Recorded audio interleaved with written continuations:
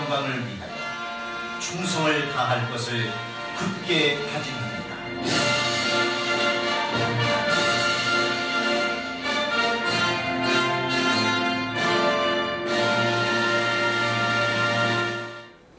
업계는 이제 앞으로는 문화가 살 길이에요.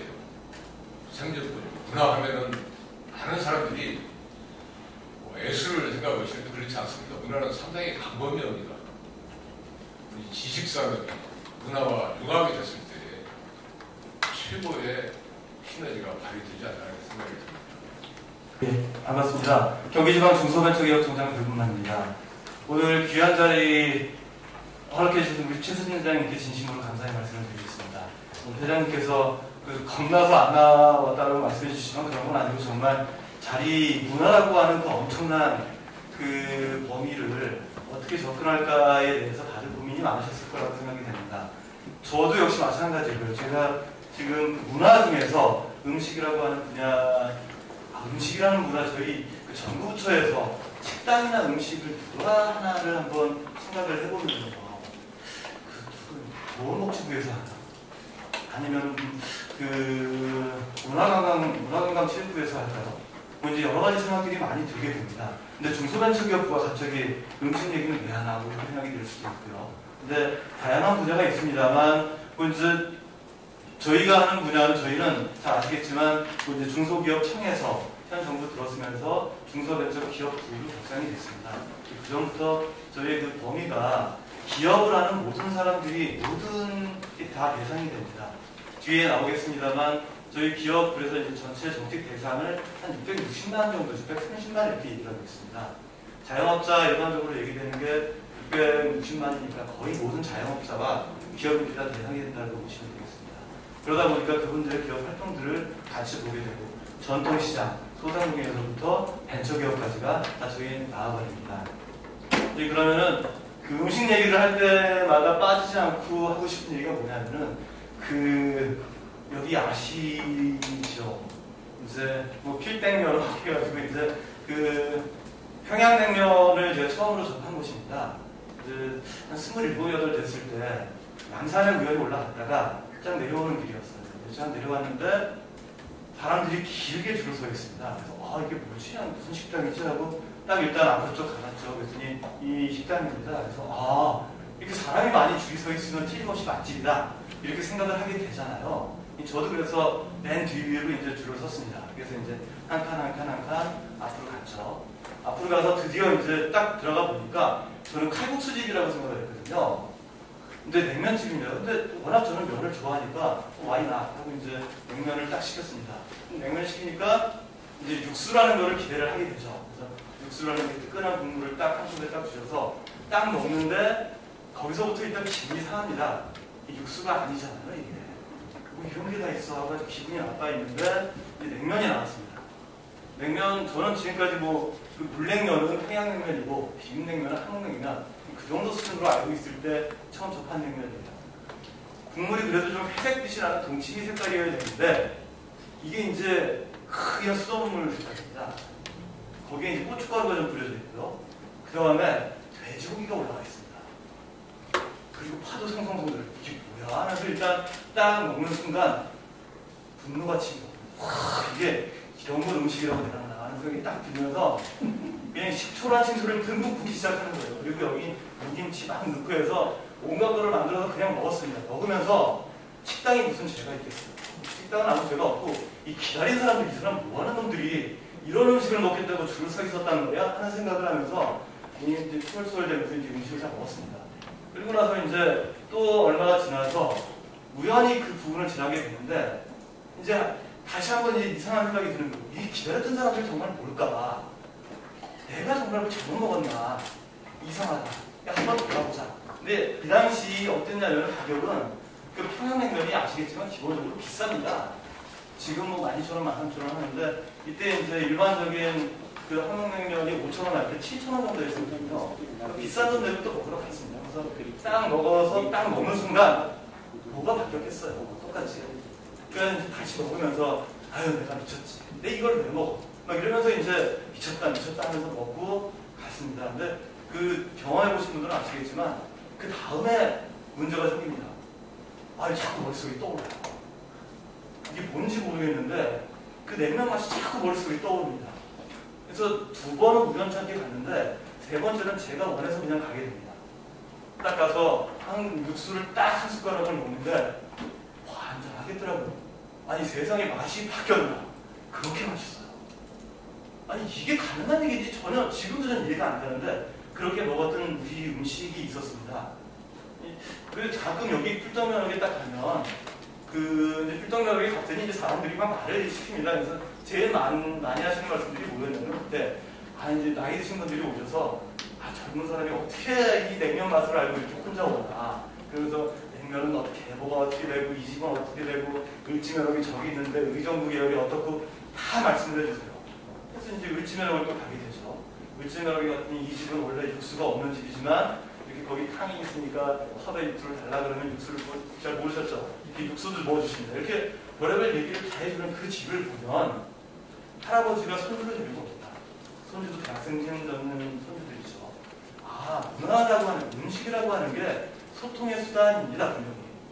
전혀 몰랐던 문화를 체험할 수 있었던 곳이 냉면이었습니다. 그리고 여기는 혹시 여기서 아시죠? 이제 우리나라에 100년 된 기업이 몇 개가 있는지 얘기들은 많습니다만 대표적으로 알려진 것들이 두산이 100년이 넘었고요. 그 다음에 부채표, 할명수라는 동아제약이 100년이 넘었습니다. 그리고 이제 갑질한테 얘기 있었던 농고간장이 100년이 넘었고 당연히 여기도 100년을 넘었습니다. 100년 넘은 이문설렁탕. 제가 이제 해드린 자료를 스토리를 좀 바꿔서 순서가 좀 바뀝니다. 조금 추가되는 게 있고요. 이문설렁탕도 100년이 넘었는데 이 집은 이 집에 다들 여기 오늘은 좀 그 연령 나이 때문에 저보다 좀 연배 되신 분들이 많으셔서 좋아하실 분들이 많은 거라고 생각이 되는데요. 이 집도 아주 힘들었습니다. 이게 애지간한 식당은 한 3번 가면 맛있어요. 이 집은 처음 가면 소 누린내가 확 납니다. 어디 이제 종강역 바로 옆에 있는 데죠. 누린내가 확 나면서 그 냄새 나요. 그러니까 소에게 역겨운 냄새란 냄새가 다 나는 식당입니다. 근데 10번을 갔거든요. 도대체 왜 사람들이 계속 가나? 왜 김수환은 왜 여기서 먹었을까? 그랬더니 10번째 가니까 냄새가 안 나더라고요. 아니 무슨 이게 기적이, 이런 기적을 갖고 있는 음식들이 우리한테 있는지 지금도 이해가 안 됩니다. 그러니까 나중에 지금 10번 먹어서 가니까 하동관 맛하고 비슷하다는 생각이 들어요. 그래서 이게 변화된다는 게 이게 머릿속에 어떻게 되는 이런 음식들이 우리한테 있구나라는 생각을 합니다. 여기가 100년 된 기업입니다. 우리나라에는 아까 100년 된 기업이 한 8개 정도 된다, 10개 내외 정도 얘기를 하고 있는데 일본은 장수기업 100년 이상 된 거, 1000년 이상 된 기업도 21개가 있다 보니까 어마어마하게 기업의 내가 이어져 오고 있습니다. 그러니까 그곳에서 일했던 사람들, 그 문화라고 하는 것들, 그 전통이라고 하는 것들이 얼마나 길게 이어져 오고 있습니다. 근데 우리나라는 아까 이제 잠깐 말씀드렸습니다만 전체 중소기업이 663만. 이 통계가 조금 왔다 갔다 하는 게 있습니다. 저희가 통계를 2개를 쓰는데 한 가지가 300만 개, 340만 개 정도 되는 통계가 있고 660만 개. 이게 조금 최신 버전입니다. 이제 사업체 기초조사 통계를 일일이 확인해서 만든 통계이기 때문에 이게 맞을 거라고 생각이 됩니다. 하다못해 구멍가게까지 다 포함된 숫자예요. 그래서 그 중에서 소상공인이 620만 개입니다. 그러니까 우리가 소상공인도 법적인 모호이기 때문에 일반적인 모든 식당이 다 소상공인이냐? 그건 아니고요. 법적인 용어로 따지면은 상시근로자 수가 5인 미만인 기업을 얘기합니다. 그러니까 제조업이나 이런 경우는 10인까지, 제조, 운수, 광업, 건설 이렇게 하면 10인까지고 나머지는 정상이고 서비스업의 경우는 5인 미만. 좀 큰 식당은 그러니까 소상공인이라기보다는 소상공인, 소기업, 중기업, 그 다음에 대기업 이렇게 중견기업이 하나 더 있죠. 중견기업, 대기업 이렇게 구분이 됩니다. 그러니까 중소기업이라고 얘기될 때 중소기업 중에서도 중기업이라고 하는 이유가 조금 규모 있는 기업들보다는 아무래도 좀 작은 기업들이 훨씬 많다라고 하는 거. 그 부분들이 왜 전반적으로 차지하고 있다는 게 팩트입니다. 업종별로는 그 도소매 업이 가장 많습니다. 음식점이 제일 많을 것 같잖아요. 근데 좀 애석하게 숙박음식업으로 좀 통틀어서 이렇게 표준산업 분류가 되겠습니다. 이게 왜 이렇게 되어 있는지는 계속 통계청이나 이런 쪽에 좀 건의는 하고 있습니다만 숙박업하고 예전에는 그렇게 많이들이 뭐 일본에서 했든지 뭐 장에서 여관에서 밥 먹고 뭐 이랬던 게 있기 때문이 아니다라고 생각이 드는데 숙박음식업은 한 11%, 12% 정도 되지만 우리 주변에 제일 가까운 거는 오히려 또 숙박음식업인 것 같습니다. 자, 이제 생존율을 한번 보겠습니다. 생존율은 이제 뭐냐면 1년 지났을 때는 몇 퍼센트나 살아난다. 2년 지났을 때는 몇 퍼센트나 살아난다. 이런 겁니다. 그랬더니 1년 생존율은 한 이제 6개 정도는 살아남지만 5년이 지나면 7개는 죽더라. 처음 태어났을 때. 그러니까 많이 죽는 구도이면 틀림없습니다. 특히 소상공인 같은 경우에는 그래서 보면은 전체적으로는 신생 기업이 한 해에 한 100만 개 정도 태어난다고 하면 그 중에서 한 70만 개 정도는 죽는다라는 그런 통계들이 또 있습니다. 그러니까 소상공인이나 우리 기업 생태계를 보면 잘 아시잖아요. 이제 뭐 중국집이나 이렇게 배달하는 업체들 보면은 명함이 계속 바뀝니다. 똑같은 전화번호에 홍콩 반점이었다가 무슨 영화 반점 바뀌고 매년 똑같이 나오는데 계속 이름 바뀌고 이렇게 하면서 생멸이 많이 저희가 다산다사 구도라는 얘기를 가끔 하는데 많이 살고 많이 죽습니다. 그런 가운데서 살아남는 기업들, 그 살아남는 기업들은 뭐가 다른지 그런 부분들에 대해서 고민을 해야 되죠. 경기도에도 100년짜리 기업이 딱 100년, 이제 작년이 100년이었고 올해 이제 101년 된 기업이 있습니다. 완일옥이라고 하는 여기도 3대째 내려오는 기업인데요. 기업이라고 하면 좀 그렇지만 식당입니다.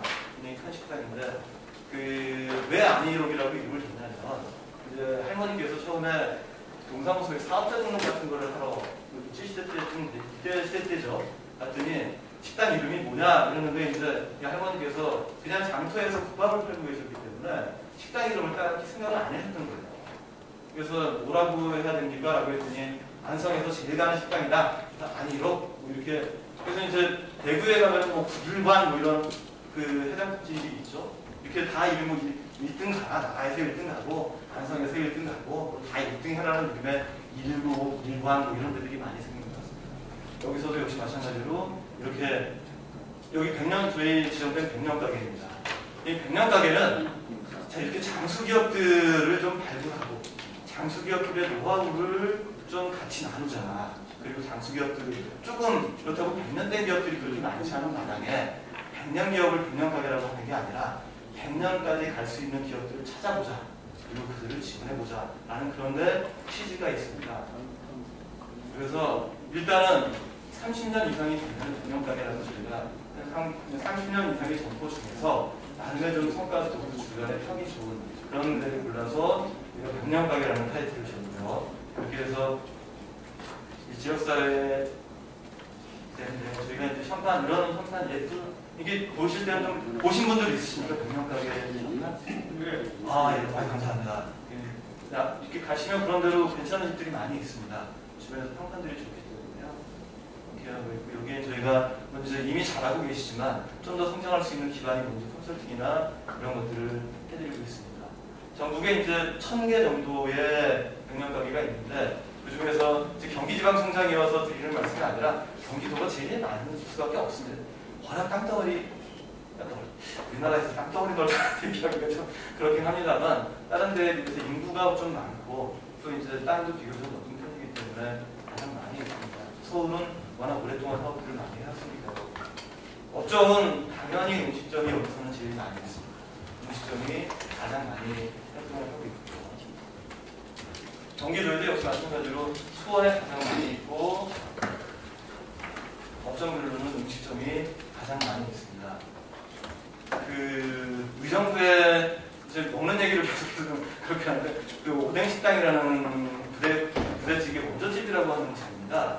혹시 이제 식객에도 나오는 맛있는 녀석들에도 한번 나왔었고요. 그리고 이제 오뎅식당이라고 해서 오뎅을 파는 집은 아닙니다. 원래 이제 부대찌개 미군 부대 옆에서 오뎅을 주로 팔는 식당이었는데 이 식당에서 이제 사람들이 햄 같은 걸 갖고 오면서 좀 이것 좀 얻어 끓여줘 보세요. 이것도 해주세요. 뭐 하다 보니까 부대찌개가 만들어졌다라고 얘기합니다. 지금은 거의 기업입니다. 기업으로 성장을 했고요. 100년 가게로 운동 지정이 되어 있습니다. 자, 이제 잘 아시겠지만 소비 트렌드가 굉장히 많이 바뀌었습니다.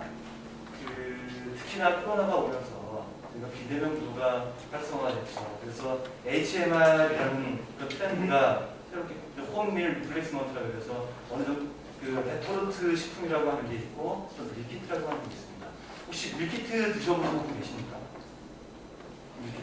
밀키트가 뭔지 잘 드셔보셨어요? 예. 밀키트라는 건 뭐냐면요. 그 이제 레토르트 삼계탕 같은 거 통째로 돼 있는 거 끓여 먹는 거는 레토르트라고 이렇게 얘기를 하는 거고요. 순대 돼 있는 거 그냥 끓이잖아요. 그런 게 아니라 자기가 직접 해놓는 겁니다. 라면처럼 다 또 파가 포장이 되어 있고 기름 하다못해 파스타를 위해서 면이 들어가 있고 또 파가 들어가 있고 기름이 들어가 있습니다. 거기 있는 거를 다 직접 자기가 조리해서 먹는 거예요. 그러니까 재료를 사기 위해서 따로 파 조금 사고 고기 조금 사고 뭐 올리브오일 조금 사고 이렇게 할 필요가 없이 이미 다 있는 거로 자기가 조리만 해 먹는 겁니다. 라면이랑 똑같은 구도라고 생각하시면 됩니다. 그 밀키트 지금까지는 뭐 지금까지 유튜브 먹방이나 이런 부분을 썼다면 앞으로는 이렇게 HMR이 밀키트가 뜨지 않겠나라고 얘기를 하고요. 외식횟수도 뭐 다들 짐작하시는 거죠. 식당 가기 불안하고 밖에 나가기 불안하니까 외식횟수는 감소했고 특히나 소득이 낮을수록 외식횟수가 감소할 수밖에 없는 그런 구도이면 틀림없습니다. 그런데 HMR 시장은 정말 편안하고 있습니다. 특히나 이제 밀키트 저희가 어디 갔지? 프레시즈 여기 먼저 하겠습니다.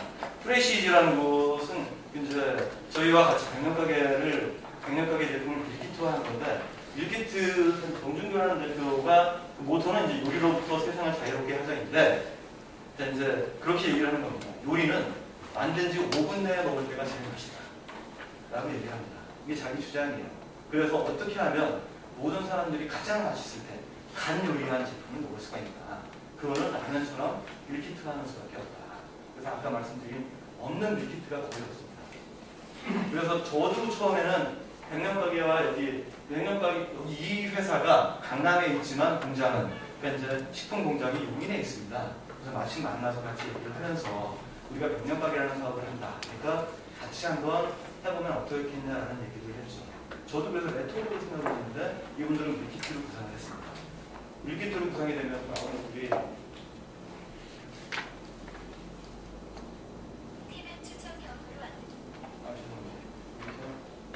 첫 번째로 만들 때 이제 네 가지 요리를 먼저 해놨습니다. 여기는 장흥회관이라는 데는 이제 이화회지 그리고 진정교회 지동관 이렇게 일단 세 군데가 경기도에 있는 제품인데 이렇게 시작을 합니다. 시작할 때 그 백년가게 분들에게 사장님들께 좀 다들 좀 연배가 있으시죠? 쭉 물어봤어요. 밀키트화 하겠다. 혹시 관심 있으시면은 한번 해보자. 라고 그 이제 프레시즈하고 같이 연락을 하기 시작했습니다. 근데 많은 분들이 생각보다 반응이 없었어요.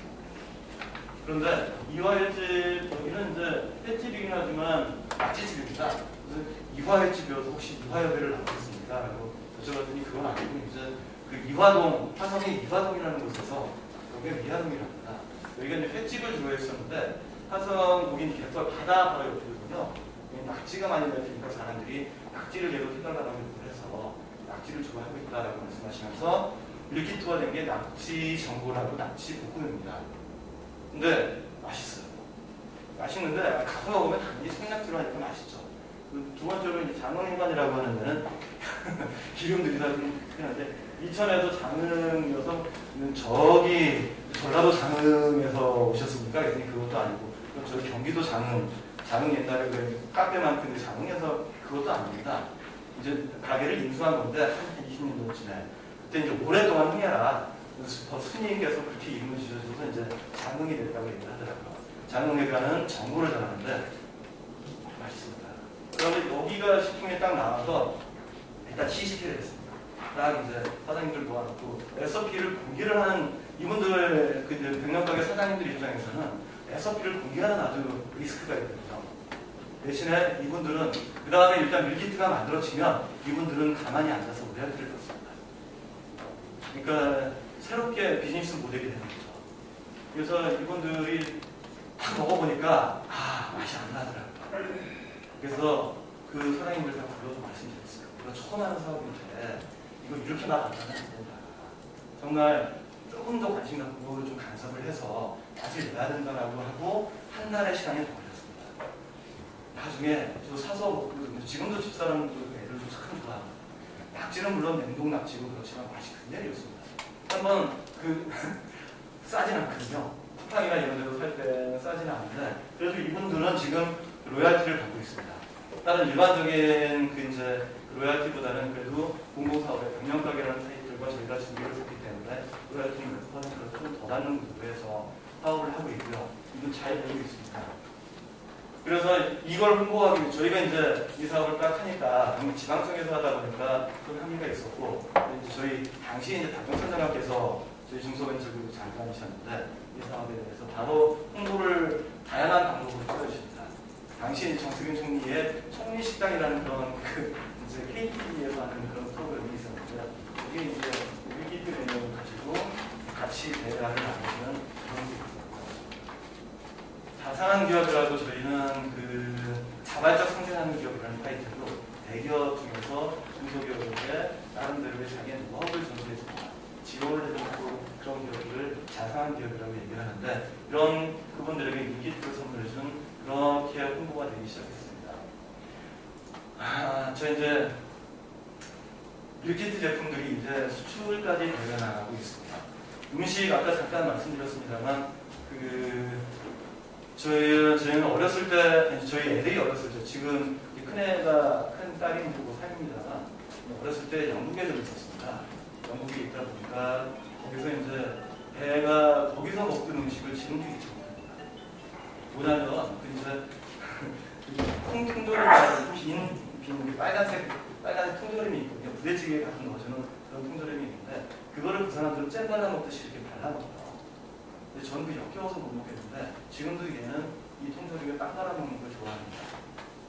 그리고 양고기를 얘는 어렸을 때부터 어려서부터 먹었기 때문에 지금도 양고기를 좋아합니다. 사람들이 가끔은 얘기하죠.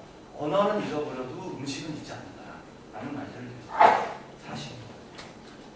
지금 이 밀키트가 5개국에 팔려나가고 있고요. 지금까지 프레시즈하고만 연결이 됐던 게 이마트하고도 하고 있습니다. 이마트에서는 아까 보여드렸던 오뎅식당 음식도 나오고 있고 또 태극당이라고 빵집의 메뉴도 나오고 있고 다양한 메뉴들이 이제 다양한 제품 유통 경로를 통해서 밀키트가 되면서 판매되기 시작했습니다. 이분들은 그래서 이제 얼마 전에 자가면 때 이분이 이제 이화의 사장이고 이분이 정준교 대표라는 프레시즈 대표입니다. 거기 맨 마지막에 우리 원칙중 장관이시고요. 코로나 이화의 사장님께서 제가 찾아가는 언제나 싱글봉투이세요. 한 달에 200에서 300만 원이 그냥 들어옵니다. 그러니까 어쩌면 소상공인들에게 또 경영가게에게도 새로운 분명히 기회가 될 수 있고 이게 수출이 되고 있으면 지금 수출은 아마 해외에 나가 있는 교포들이 주로 대상이 될 거라고 생각이 됩니다. 당연히 그렇죠. 곱창 먹을 줄 알겠어요. 곱창은 게장 잘 먹지 않는 그러나 제가 영국에 있을 때 보면은 김밥 소풍 간다고 애들이 김밥을 싸가면 애들이 영국 애들이 다 도망갑니다. 빈대한다. 이게 뭐라 그러냐면 시위드라고 그냥 얘기하잖아요. 해초를 먹는다. 아주 야만스럽게 생각합니다. 걔네들은 소풍 가면 뭐 하냐면 샌드위치에 빵에 식빵에 잼 발라갑니다. 그런데 그랬던 애들도 어른이 그 어른들은 어떠냐면 이 식당에서 회전초밥집에서 밥을 먹으려고 줄을 서 있습니다. 그러니까 나라가 잘 나가기 시작하면 그 문화를 받아들이고 그 음식을 받아들입니다. 그 음식에 대한 부담은 어쩌면 이렇게 밀키트라고 하는 것들이 눈에 보이는 슈퍼에서 보이는 것들 한국을 알았을 때 보이는 제품들을 통해서 알지 않을까. 그리고 이게 호기심이 생기면 이 제품들이 다시 눈에 들리지 않을까라는 그런 기대를 한번 해봅니다. 작은 시작들이면 사실 이걸 가지고 뭘 대단한 걸 할까 생각됩니다만 그러나 지금까지 한 번도 접해보지 못했던 방법입니다. 아까 말씀드렸던 오뎅식당 같은 경우에는 이미 한 50년 가까운 역사가 있습니다만 거기는 밀키트도 하고 그리고 HM 레토르트도 하고 배달도 하고 식당도 합니다. 전체적으로 매출이 120억 정도 된다고 얘기합니다. 같이 일하는 사람이 한 150명 정도 된다고 얘기를 합니다. 그럼 공항에도 있고 사방에 있으니까요. 한 식당이 잘 된다는 게 생각보다 많은 물건 창출하고 많은 부를 이뤄줍니다. 우리는 그런 기업들을 많이 만들어내려고 노력을 하고요. 그걸 통해서 수출이 되고 우리가 알려주는 방법들을 찾아내도록 하겠습니다. 음식에 대한 얘기였습니다만 저희 중소벤처기업도 앞으로도 그것뿐만 아니라 다양한 방안으로 노력할 테니까 기업에 대한 것들을 언제든지 의견 주시면 감사하겠습니다. 이것으로 말씀을 마치겠습니다.